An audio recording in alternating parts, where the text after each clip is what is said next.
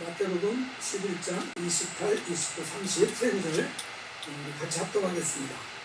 수고하고 무거운 짐진 자들아 다 내게로 오라. 내가 너희를 쉬게 하리라. 나는 마음이 온유하고 겸손하니 나의 멍에를 메고 내게 배우라. 그리하면 너희 마음이 쉼을 얻으리니 이는 내 멍에는 쉽고 내 짐은 가벼우니라 하시니라. 오늘이 세상적으로 일요일이라고 하죠. 우리는 주의 날, 주일이라고 이렇게 표현하고 주일에 주님께 예배하는 그런 날로 이렇게 우리가 삼고 있습니다.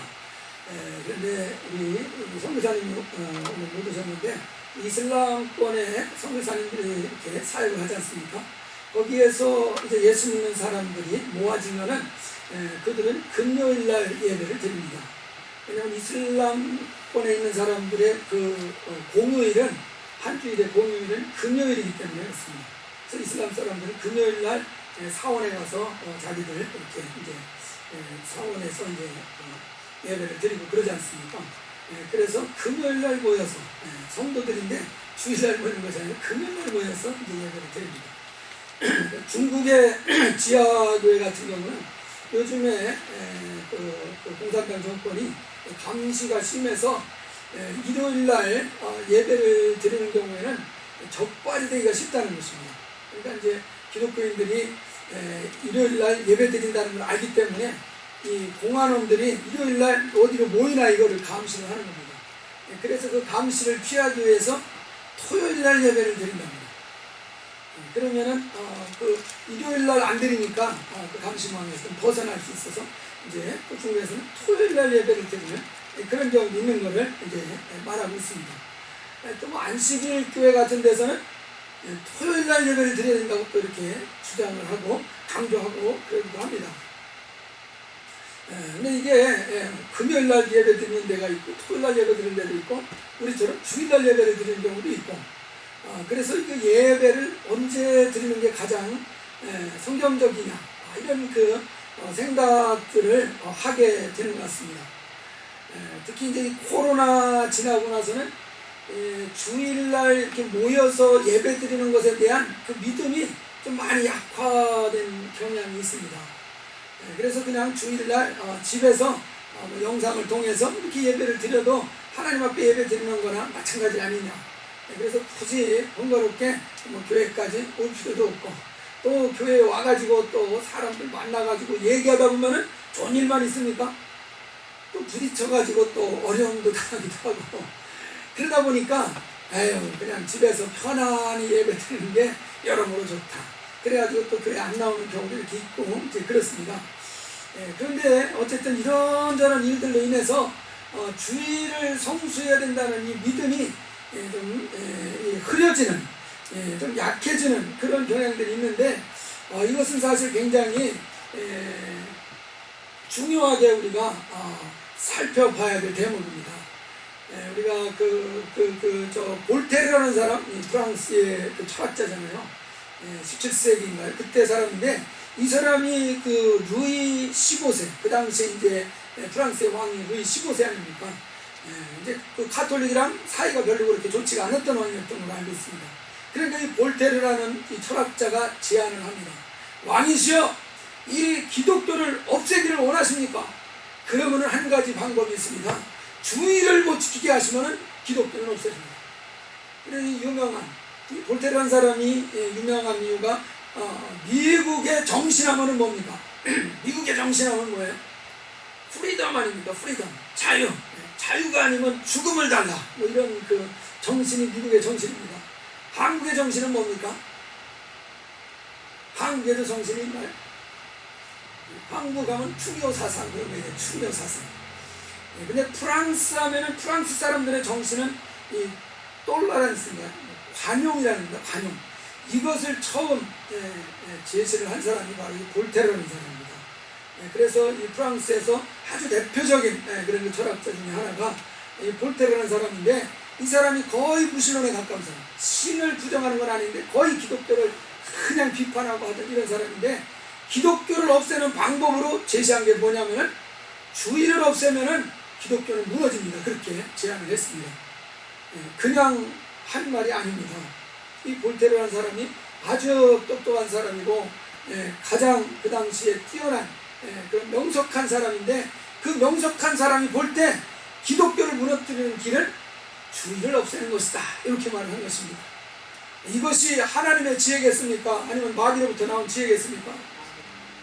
틀림없이 원수로부터 영감받은 얘기입니다. 오늘날도 원수 마귀는 분명히 그런 그 가능성, 그러면 기독교는 죽을 수 있다, 이런 거 알고 있을 것입니다. 그래서 기독교에서 주의를 못 지키려고, 주의를 못 지키게 하려고 하는 것입니다. 이 소련이 이제 지금 와야 되지 않습니까? 소련 연방이.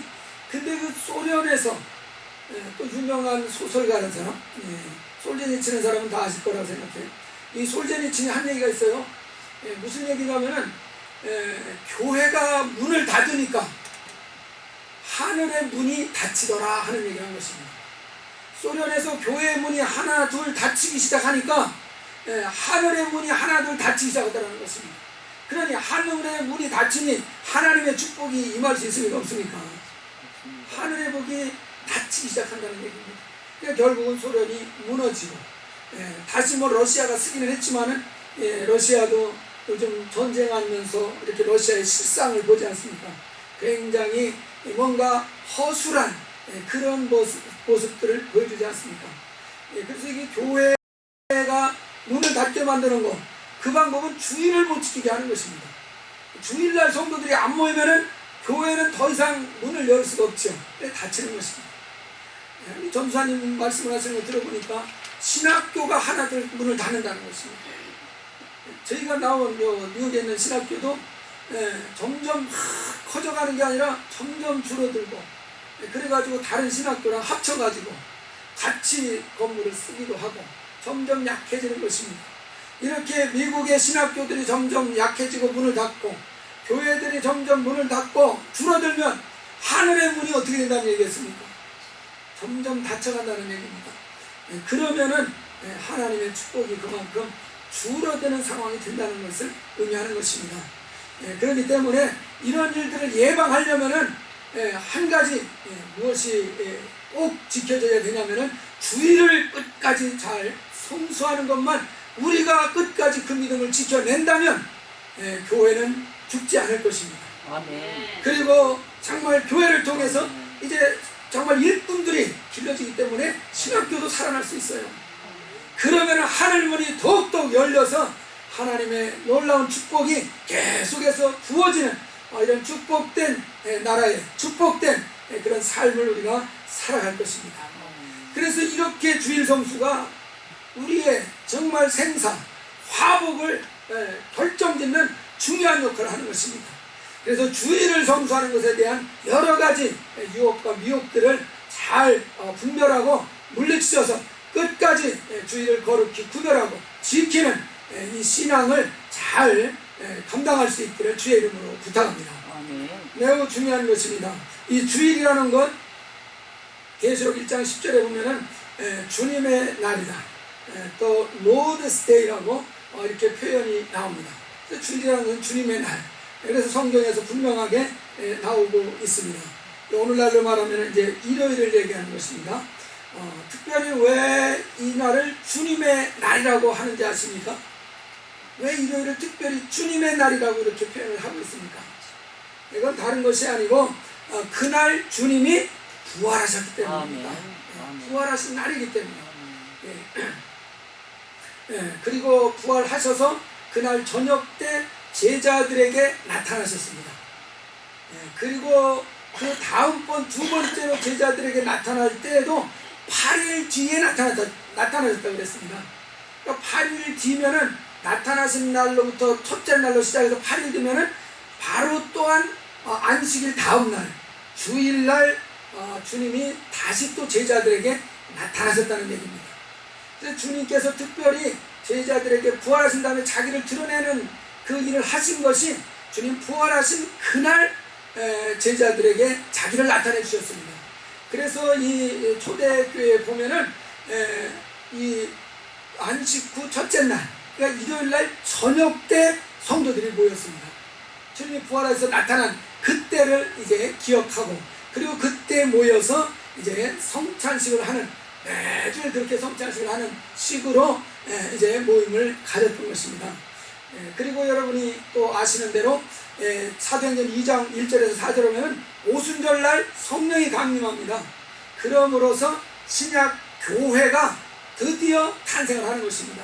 이 신약 교회는 예수 그리스도의 몸이라고 성경 말하지 않습니까? 그분의 몸이 태어난 날이 바로 오순절날입니다. 그러니까 쉽게 말하면 교회 생일날이 오순절입니다. 교회 생일날. 바로 그 오순절날도 일요일인 것입니다. 주님이 부활하신 날도 일요일이요, 정말 주님의 몸된 교회가 탄생한 날도 일요일이라는 것입니다. 그래서 이 교회가 탄생한 날이 일요일인데, 그래서 그날을 기념하지 않으면은 어떻게 되겠습니까? 교회가 탄생한 날을 잊어버리게 되는 거 아닙니까? 부모님이 멀리 계시더라도 생일날은 꼭 여러분 기억하시지 않습니까? 그래서 가지는 못하더라도 뭐 이렇게 전화를 드린다든지 뭐 용돈이라도 좀 보내드린다든지 이렇게 하지 않습니까? 왜 그렇게 합니까? 다른 날 용돈 드리고 다른 날 전화하지 왜 꼭 또 생일날 그렇게 챙깁니까? 의미가 있기 때문에 그런 거잖아요. 의미가 있기 때문에. 의미가 있기 때문에. 그런 것처럼 정말 우리가 주일을 딱 지키는 것은 그분의 부활을 기억할 수 있는 것이고, 그분의 몸된 교회의 탄생을 기억할 수 있는 것입니다. 그렇기 때문에 주일을 잘 지키는 것이 의미가 있고, 그것을 잘 지킬 때에 교회가 정말 지켜질 수 있고, 주님의 부활의 은혜가 우리 가운데 계속해서 유지될 수 있는 역사가 나타나게 되어 있습니다. 분명히 관계가 되어져 있습니다. 그래서 우리가 사도행전에 보면은 사도행전에서도 사도들이나 예수 믿는 성도들이 안식 후 첫날 그들이 모여서 예배를 드리고 성찬을 하는 그런 표현들이 나옵니다. 사도행전 20장 7절에도 보면 그 주간의 첫날에 떡을 떼러 모였다, 이렇게 표현을 하고 있습니다. 물론 이 사도들이 보면은 안식일날 회당에 갔습니다. 근데 사실 안식일날 회당에 간 것은 안식일을 지키려고 회당에 간 것이라기보다는 전도하기 위해서 안식일에 회당을 간 것이었습니다. 그래서 보면은 항상 안식일에 그 회당에 가서 이 사도들이 기회만 주어지면은 예수를 증거하는 그 일을 하고 있습니다. 그래서 안식일을 지키는 그런 의미라기보다는 전도하기가 쉽지 않습니까? 많은 사람들이 모여 있으니까. 그래서 그 안식일날 회당에 가는 그런 일들을 이렇게 보여주고 있습니다. 이방인들 같은 경우 이 예수를 믿는 사람들이 늘어나게 됐을 때 이방인들에게 할례를 하도록 권면하지 않았습니다. 그 말은 안식일을 지키도록 권면하지 않았습니다. 이방인들에게는 율법의 그런 규정을 가르쳐주는 대신에 건덕상 4가지를 권면을 했습니다. 뭔지 기억하십니까? 4가지? 음행하는 거, 그리고 우상 숭배하는 거, 음행하는 거, 목매어 죽인 거, 피를 먹는 거, 이것을 주의하라, 이런 것들을 하지 마라, 이렇게 4가지만 그들에게 권면사항을 줬습니다. 그러니까 그들에게 뭐 할례를 행한다든지 안식일을 지키라고 한다든지 이런 것들을 규례로 주지 않았습니다.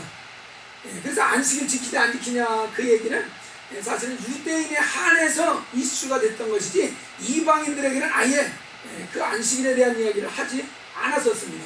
이방인들은 안식일에 대한 개념을 별로 갖지 않았던 얘기입니다. 그런데 오늘날도 이 안식일을 지키는 것이 중요하다 하는 얘기들을 하는 사람 중에 이 일요일은 태양신 숭배하는 날이기 때문에 그렇다 얘기를 많이 합니다. 그러니까 로마에서 태양신을 섬기던 날이 일요일이었다. 그 이방신 숭배하는 날에 이제 예수 믿는 사람들이 그 이방신 섬기게 하려고 이렇게 이제 일요일을 지키게 한 것이다. 원래 안식일을 지켜야 된다. 이런 식으로 얘기를 하는데, 그렇게 말하기 시작하면은 안식일 토요일 날은 토성이라는 뜻입니다. 토성. 토요일이 영어로 뭔지 아시죠? 세러데이라는 세러데이. 세러데이의 그 어구는 세턴이라는 거예요. 세턴은 토성이잖아요. 토성. 토성이라는 건 흑토자는 흑토. 그러니까 그러니까 농사의 신을 섬기던 날이 토요일이었습니다. 토요일 날도 이방인들은 신을 섬기는 그 날이었다는 얘기입니다. 그러니까 특별히 태양신 섬기는 거라서 문제가 되고, 그거는 사실은 별로 이슈가 문제가 되지 않습니다.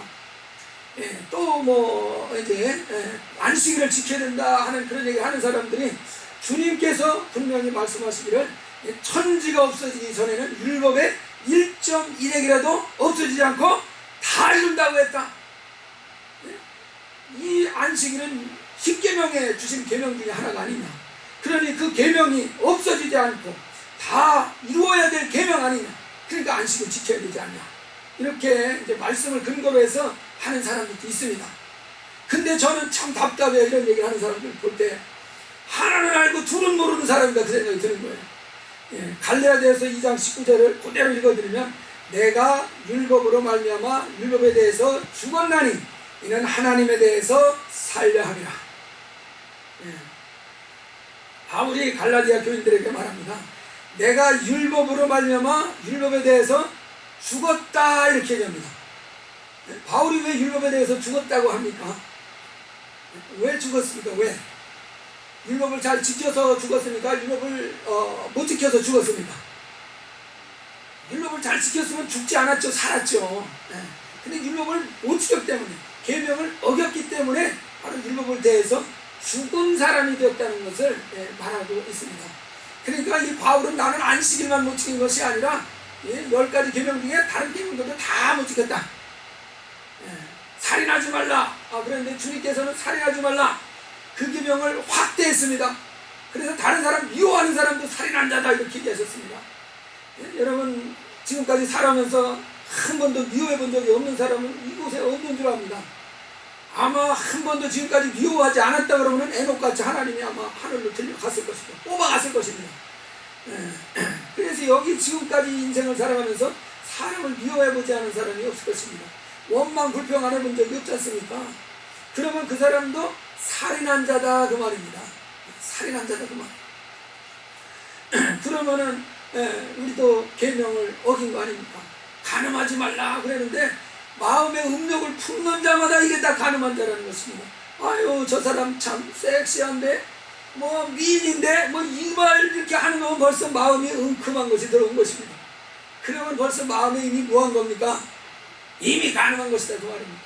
그러니까 벌써 5계명은 저 부모 공경이고, 6계명도 어겼고, 7계명도 어겼고, 8계명은 뭡니까?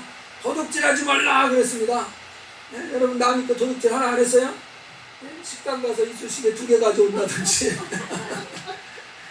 반찬을 가져가지 말라 그러는데 또 은근히 살짝 또 이렇게 자기 치킨 메뉴에다 슬쩍 넣어서 또 가져온다든지, 이런 거 말고도 여러분, 말라기 3장에 보면 도둑이라는 것을 강력하게 말하는 것이 있습니다. 11조 헌물을 안 드리는 것도 다 도둑질이라고 말하고 있습니다. 이런 거를 볼 때 여러분, 도둑질 안 했다고 자신 있게 나올 사람이 누가 있습니까? 그러면 벌써 여러분 계명들 거의 다 못 지킨 겁니다. 그렇기 때문에 이런 계명을 못 지킨 사람은 그 법에 의거해서 살아요, 죽어요. 이 사람들은 다 죽을 죄인들이라는 얘기입니다. 바울도 그 사실을 깨달은 것입니다. 바울이 율법에 대해서 사실 소홀히 했던 사람은 아니잖아요. 굉장히 열심히 율법을 지켰던 사람입니다. 아주 1.1핵이라도 어기지 않고 지키려고 몸부림쳤던 사람 아닙니까?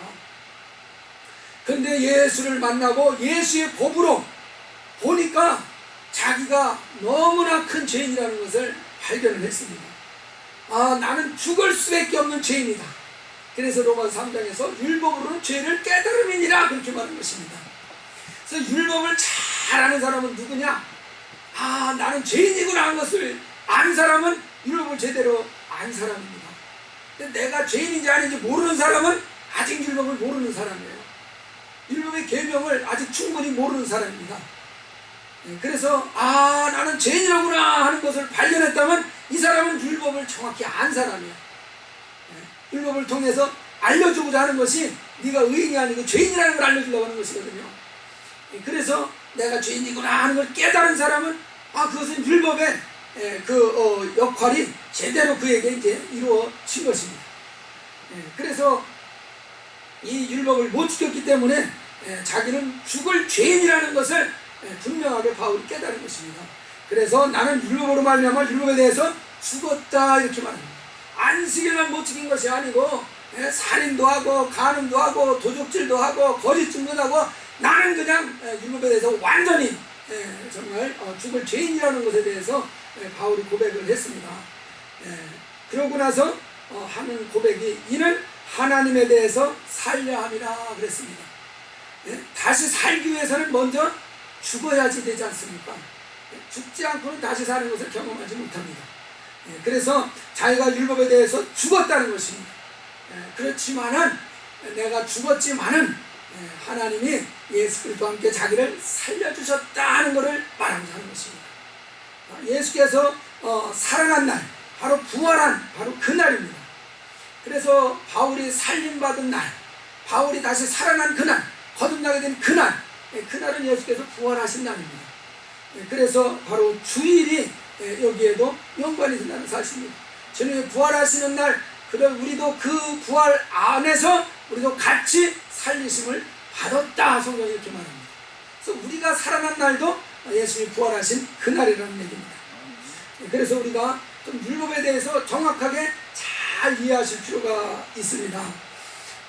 우리가 히브리서 9장 10절에 보면 이런 것을 먹고 마시는 것과 여러 가지 씻는 것과 함께 육체의 예법일 뿐이며 개혁할 때까지 맡겨둔 것이라. 이 히브리서 기자는 율법을 설명할 때 육체의 예법이다 이렇게 말했습니다. 이게 무슨 말이겠습니까? 육체의 예법이라는 거. 그러니까 육체가 지켜야 되는 그런 법이다 하는 얘기입니다. 그래서 육체가 그것을 잘 지키면은 이 육체가 복을 받는다는 것입니다.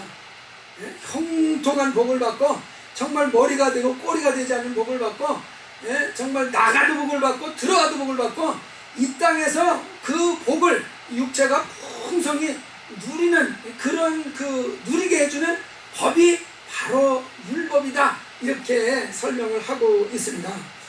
그런데 인간은 육체가 아니라 영혼이 진짜 나라는 사실입니다. 우리가 시편 130편 5절에 보면 나 곧 내 영혼이 이렇게 말하지 않습니까? 육체가 나라고 하면은 육체가 만족하면은 나는 완전히 해피해야 되거든요.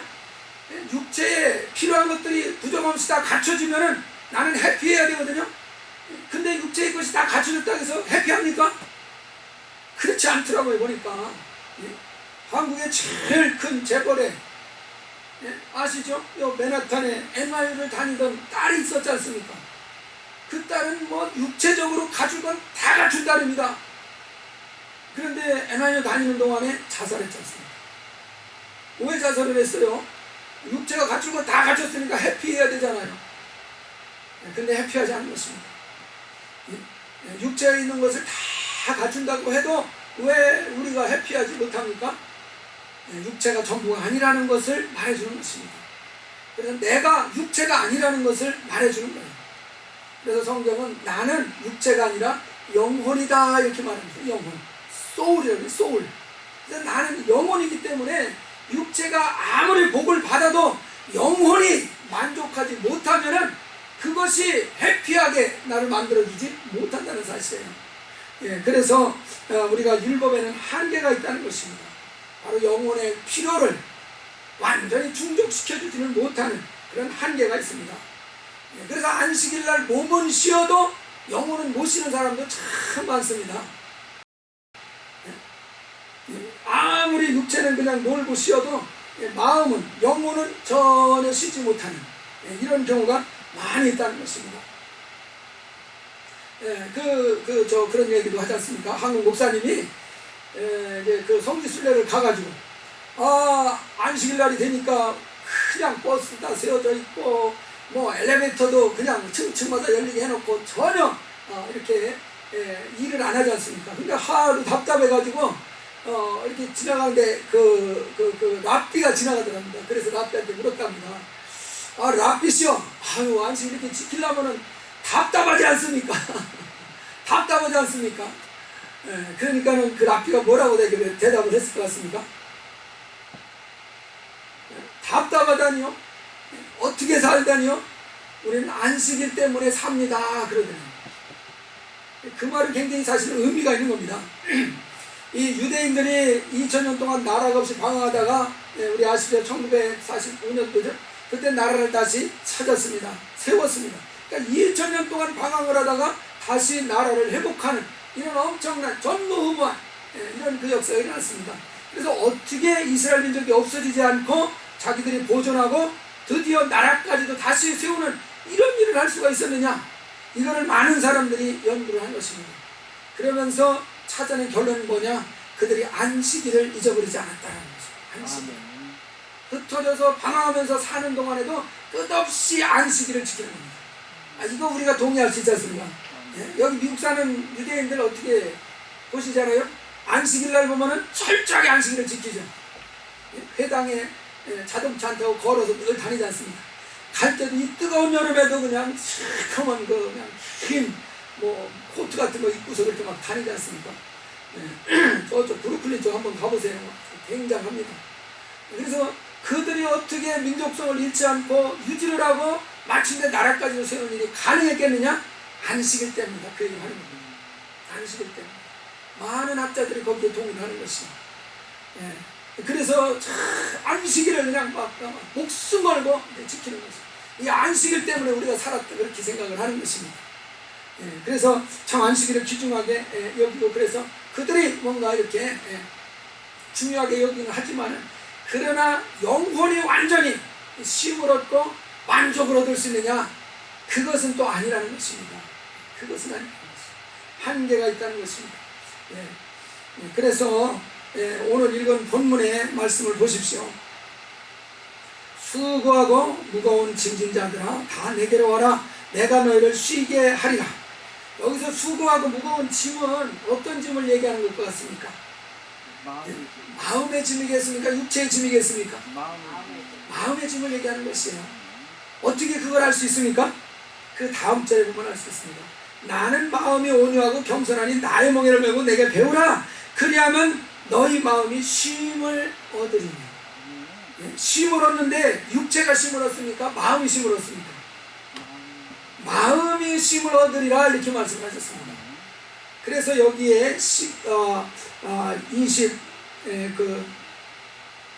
28절에서 수고하고 무거운 짐이라는 것은 특별히 육체의 짐을 얘기하는 게 아니라 마음의 짐을 얘기한다는 것입니다. 마음의 짐. 그래서 이 마음에 수고하고 무거운 짐을 진 사람들아 내게로 와라. 그러면 너희를 쉬게 해줄 거다. 그 마음에 무거운 짐에서 벗어나게 해줄 거다. 이렇게 주님께서 말씀을 하셨습니다. 그런데 저는 여기서 한 가지 성도들에게 문제가 있습니다. 여러분 예수님께로 오셨습니다. 그래서 여러분 마음의 짐이 덜어지고 마음에 정말 평안이 있고 마음에 짐이 하나도 없고 그냥 마음이 즐겁고 기쁜 이런 그 상태를 유지하고 계십니까? 아니면 여전히 마음이 좀 때릴찍하고 무거움이 여전히 남아있습니까? 가만히 제가 이렇게 보면은 지금 예배 드리는 상황에도 가만히 보면은 그렇게 기쁜 것 같지 않아요. 보면 얼굴 표정이 기뻐서 어쩔 줄 모르는 사람들 같지가 않아요. 왜 그렇습니까 이거? 왜 그렇습니까? 분명히 주님께서는 내게로 와라. 그러면은 너희들 마음이 쉼을 얻을 것이다, 평안을 얻을 것이다, 기쁨을 얻을 것이다, 그렇게 얘기를 했는데 이 말씀이 틀리는 건가요? 이거 우리가 잘 생각해 봐야 됩니다. 그렇기 때문에 이거 예수 믿어도 소용없나 보다, 다시 안식일을 지켜야 되나? 이 안식일에 유혹을 받는 이유가 거기 있는 것 같아요. 마음에 믿어도 평안이 없어요. 주님은 평안이 있겠다고 했는데 나는 평안이 없어요. 그러니까 이게 주님 말씀대로 해도 평안을 못 얻는구나. 내가 안식일을 지켜야지 이 평안을 얻으려나 보다. 그러니까 그 말에 막 유혹돼서 끌려가는 것 같습니다. 그리고 이제 또 세상의 것을 갖추어야지 이게 평안을 얻나 보다. 예수 말씀만으로 안 되나 보다. 그렇게 생각을 하고서 또 그냥 세상의 조건을 또 갖추는 쪽에 또 신경을 쓰다 보니 또 주일도 못 지키는 이런 일들이 생기고 그러겠습니다. 상당히 복잡한 것 같은데 여러분 이 말씀을 정확하게 다시 잘 보시기 바랍니다. 29절 말씀 한번 같이 읽어보겠습니다. 29절 같이 읽겠습니다. 시작. 나는 마음이 온유하고 겸손하니 나의 멍에를 메고 내게 배우라. 그리하면 너희 마음이 쉼을 얻으리니. 자, 여기에서 주님께로 오라고 하시고 나서 그 다음에 또 두 가지를 말씀을 하셨습니다.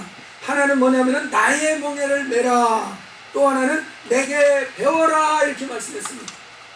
그러면은 너희 마음의 쉼을 얻으리라. 그러니까 예수님한테 온 것까지는 잘 하신 것입니다. 쉼을 얻기 위해서 거의 이제 그 쉼을 얻을 수 있는 데까지 다 오신 겁니다. 그러면은 왔으면은 그 다음에 할 일이 있다는 것이야. 나의 멍에를 메라, 이렇게 말씀하셨습니다. 그리고 내게 배워라 하는 이 두 가지를 실천을 할 때 바로 영혼의 풍성한 안식이 부어지는 역사가 나타납니다. 나의 멍에를 메라는 것이 뭡니까? 예수님의 멍에를 메라 그랬습니다. 율법의 멍에 메려고 하지 말고, 세상의 도덕, 윤리 그 멍에 메려고 하지 말고, 그 멍에 메려고 하지 말고 나의 멍에를 메라, 그렇게 말씀했습니다. 예수님의 멍에는 뭡니까? 예수님의 멍에, 예수님이 지고 간 멍에는 뭐가 있겠습니까? 그분이 진 멍에는 십자가 아닙니까? 십자가. 그분이 잡혀서 채찍에 맞으시고, 그분이 정말 그 가시멜로관에 찔리시고, 그리고 십자가를 지고 골고다에 가셔서 거기 십자가에 달려서 죽으신 것이 바로 주님이 십자가 지신 그 길이 바로 그분의 가신 길, 그분의 멍에인 것입니다. 그렇기 때문에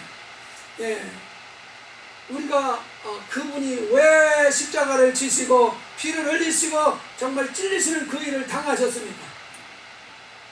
우리의 죄를 인해서 그런 줄 믿으십니까? 아멘. 우리 죄를 위해서 그렇게 희생을 당하십니다. 우리가 근데 왜 죄인입니까? 율법 때문에 죄인이 된 것이거든요. 율법 때문에, 율법이 죄인으로 정죄를 했기 때문에 그 죄로 말미암아 우리가 죽었던 것입니다. 그러니까 율법의 멍에는 누가 메신 것입니까? 나보고 메라고 그러는 것입니까? 아니면 예수가 메시겠다는 것입니까? 그 율법의 멍에는 예수님이 메셨다는 사실을 믿으시기 바랍니다. 내가 안 메도 된다는 얘기가 아니에요. 예수님의 율법의 멍에를 메셨습니다. 그리고 너 옆에 와서 같이 메라, 그것입니다. 율법의 멍에는 주님이 다 담당을 하셨으니까 너는 내 옆에 와서 그 명예를 같이 메고 가자 하는 것입니다. 이스라엘에 가본 분들은 아시겠지만 멍에가 쌍으로 항상 이렇게 소를 이용하는 것을 볼 수 있습니다. 그러니까 예수가 멍에를 메으면 한 곳에 또 하나 있다는 것입니다. 두 사람이 메고 하는 거기 때문에.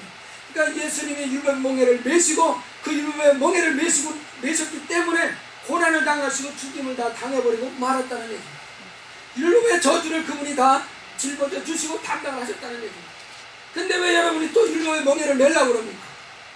예수님이 율법의 멍에를 다 메주셨다는 것을 믿으시기 바랍니다. 아멘. 그리고 너는 은혜의 멍에를 내 옆에 와서 같이 메자, 그 얘기를 하고 있는 것이에요. 근데 왜 율법의 멍에를 메려고 또 유혹을 받으려고 하십니까? 100% 율법의 멍에를 메시고 이제는 우리에게는 은혜를 주셔서 은혜의 멍에로 바꿔버리신 것입니다. 그래서 그 은혜의 멍에를 메라. 그래서 정말 주님이 이 저주를 모든 정말 율법의 저주를 다 담당하셨다는 사실을 확실하게 믿으시기 바랍니다. 아이고, 우리 사도행전 13장 한번 찾아봅시다. 성경에 분명하게 증거를 하고 있습니다. 우리 사도행전 13장 한번 찾아봅시다. 39절.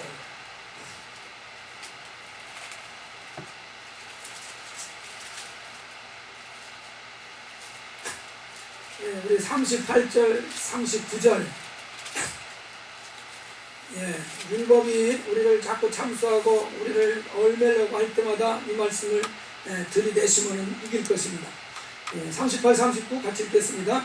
그러므로 형제들아, 너희가 알 것은 이 사람을 힘입어 죄사함을 너희에게 전하는 것이며 또 모세의 율법으로 너희가 의롭다 하심을 얻지 못하던 모든 일에도 이 사람을 힘입어 믿는 자마다 의롭다 하심을 얻는 이것이라. 아멘. 자, 여기서 너희들이 알아야 될 사항이 있다. 바로 예수 그리스도를 힘입어서 죄사함을 전하는 것이다. 그분을 힘입어서 죄사함을 받는다. 그렇기 때문에 죄인이 된 이유는 율법 때문에 죄인이 된 거 아닙니까? 39절에서 말합니다.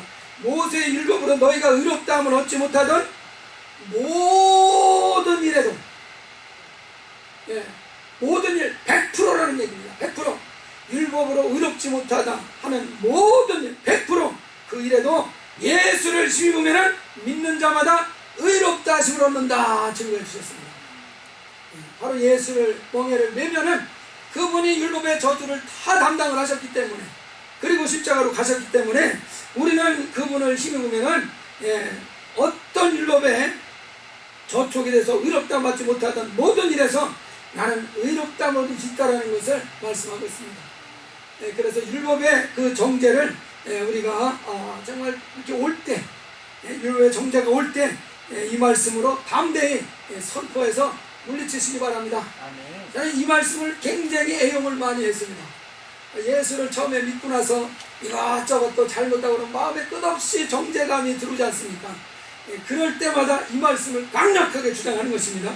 율법의 모든 일이라고 그랬다.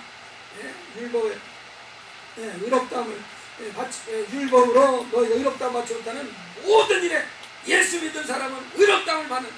나는 의롭다함을 받는다다. 이것을 주장하면서 이렇게 이겨나오는 그런 경우가 참 많이 있었습니다. 그래서 우리가 나의 멍에를 메라, 은혜의 멍에를 얘기하는 것입니다. 율법의 멍에는 주님이 짊어져 주시고, 이제는 우리에게 은혜의 멍에를 주셔서 그 멍에를 메라. 그리고 나서 그 다음에 한 가지를 더 얘기했습니다. 내게 배워라, 이렇게 말씀했습니다. 내게 배워라. 또 한 가지 해야 되는 것은 내게 배워라. 그러니까 예수님한테 배우는 일을 해야 된다는 것입니다. 쉽게 말하면 성경 공부를 하셔야 된다, 그 말입니다. 내가 열심히 읽고 있어요. 그거는 스스로가 자기가 배우는 그런 그 일이기는 하지만은 그냥 나한테 와서 배워라, 이렇게 말씀하셨습니다. 혼자 하려고 하지 말고 나한테 와서 배워라 그랬습니다. 예수님이 어디 계셔서 그분한테 가서 배울 수 있겠습니까? 교회로 오시기 바랍니다. 예수님께서 저보고 여러분을 성경 공부 시키라고 위임을 해주셨다는 사실을 아십니까? 아멘. 성경에 보면 그렇게 나와 있어요. 아멘. 목사라는 거는 목회자, 목양한다는 말과 사자는 스승사자, 가르치는 사람이라는 뜻 아닙니까? 그래서 교회 중에 며칠 세웠는데 사도도 세우고 선지자도 세우고 복음 전하는 자도 세우고 그 다음에 누구를 세웠냐면은 목사와 교사를 세웠다, 이렇게 한 것입니다. 목사 교사를 왜 세웠습니까? 하나님께서, 주님께서 성도들을 온전케 하기 위해서, 성도들을 가르치게 하기 위해서 목사를 세웠다는 것입니다. 그러니까 여러분 저를 많이 활용하시기 바랍니다. 활용하지 않으려고 아멘도 안 하시는 것 같아요. 그러니까는 여러분이 쉼을 못 얻는다니까요. 저한테 와서 성경 공부를 하는 것까지 그 조건을 충족시켜야 주님이 여러분의 마음에 쉼을 주신다고 약속을 하지 않으셨습니까? 근데 이거를 안 하면서 괜히 엉뚱하게 하나님 나한테 안식도 주지 않으시고 맨날 나 마음이 불안하고 근심 걱정이 늘 충만한데 도대체 내 마음을 아시는 겁니까? 모르시는 겁니까? 맨날 원명불평하지 마시기 바랍니다. 하나님의 법대로 잘 했는데 안 된다 그러면 그때는 하나님에게 책임이 있는 것이죠. 그러니까 일단은 한번 내게 와서 배우시는 이런 그까지 한번 잘 순종해 보시기 바랍니다. 요즘에 저희 성경 볼 때 진짜 재밌어요. 옛날하고는 또 다릅니다. 그래서 우리가 모이면 하나님이 도와주십니다. 모이면 하나님이 도와주세요. 이건 하나님이 그렇게 정해 놓으셨기 때문에 그래서 우리가 모여서 같이 그 말씀을 배우기만 하면은 반드시 여기에서 말씀하신 대로 쉼을 얻게 해주실 것이라는 것입니다. 그래서 이 쉼과 안식을 자기가 경험을 하게 되면은 그러면 이제 담대하게 사람들에게 예수에게로 사람들을 이끌 수 있는 자신감이 생기는 것입니다. 예수께로 이끌 수 있는 자신감이 생겨요. 왜냐하면 내가 안식을 얻었거든요. 내가 응답을 확실하게 경험을 했거든요. 그분이 주시는 역사를 확실하게 체험을 했거든요. 그렇기 때문에 자신있게 와라 이 얘기를 할 수가 있는 것입니다. 이 얘기를 할 수가 있는 것입니다. 그래서 나의 멍에를 메고 내게 와서 배우라, 이 두 가지만 잘 충실하게 감당을 하면은 하늘에서 정말 감당할 수 없는 하나님의 평안이, 안식이 우리 모두에게 주어질 줄 확신하시기 바랍니다. 이것이 우리 주님의 약속입니다. 그래서 안식이 필요하다면, 영혼의 안식이 필요하다면 우리가 이 사실을 잘 주의해서 잘 감당하심으로써 우리 하나님이 감당할 수 없게 부어주시는 정말 그 놀라운 평안과 정말 영혼의 정말 그 기쁨이 우리 삶 속에 넘칠 수 있어서 항상 기뻐하라, 쉬지 말고 기도하라, 감사에 감사하라. 이는 너희를 향하신 하나님의 뜻이니라. 이 하나님의 뜻대로 살 수 있는 능력을 얻으시기 바랍니다. 항상 기뻐하고 기도할 수 있고 감사에 막 감사를 할 수 있는 것, 이게 능력이라는 사실입니다. 그냥 막 귀신을 쫓고 큰 능력을 행하고, 이것도 성령의 역사지만은 그거 못지않게 큰 능력은 감사에 감사하는 것이 능력이라는 사실입니다. 제가 여러분 불평하는 거 봤습니까? 요즘엔 많이 줄어들었어요. 감사할 수 있는 것이 이게 큰 능력이라는 사실이에요. 항상 기뻐할 수 있는 것, 이게 큰 능력이라는 사실입니다. 조그만 교회를 하면서도 참 기뻐하고, 조그만 교회 나오면서도 참 기뻐할 수 있는 것, 이게 여러분 능력이라는 사실을 믿으시기 바랍니다. 큰 교회 나가서 기뻐하고, 큰 교회 나가서, 이거는 능력이 아닙니다. 능력 못 받아도 큰 교회 가는 사람 기뻐해요. 그건 진짜 능력이 아니에요. 어떻게 보면. 어떻게 보면. 그래서 정말 다른 것도 큰 하나님의 능력일 수 있지만은, 무엇보다도 우리에게 필요한 능력은 기뻐하는 능력, 기도하는 능력, 감사할 수 있는 이런 능력, 그것은 영혼에 평안이 있지 않고서는 할 수 없는 것들입니다. 정말 주님의 멍에를 잘 메고 그분에게 부지런히 배우심으로써 이렇게 감당할 수 없는 안식이, 정말 쉼이, 평안이 여러분에게 있어서 항상 기뻐하고 기도하고 감사할 수 있는 이런 놀라운 능력을 발휘하는, 승리하는 삶이 되실 수 있기를 주의 이름으로 축원합니다.